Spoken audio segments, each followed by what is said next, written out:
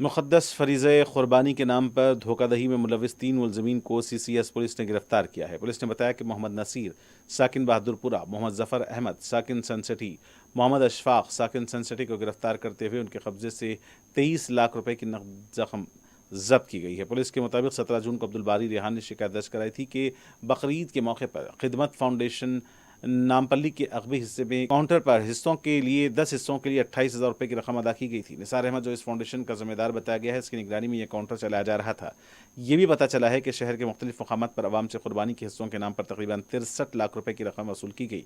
2179 हिस्सों के मुंजमला सिर्फ 500 हिस्से ही तकसीम किए गए। शिकायत मिलने के बाद सीसीएस की डीसीपी श्वेता और इंस्पेक्टर भिक्षापति की निगरानी में टीमों ने मुलजिमीन की तलाश शुरू की और जब उन्हें तहवील में लिया गया तो उनका यह कहना था कि खसाई को रकम अदा की गई है और इसकी आंध्रा और मुंबई भी जाना पड़ा। पुलिस ने बताया कि जी पे और फ़ोन पे के जरिए मल्लेपल्ली, शालीबंडा और टोली चौकी में रकम वसूल की गई थी। पुलिस ने बताया कि मुलजिमीन के पास से पेन ड्राइव, मोबाइल फ़ोन और एक लैपटॉप भी जब्त किया गया है। हबीबनगर पुलिस ने भी मुलजिमीन की गिरफ्तारी में ताउन किया।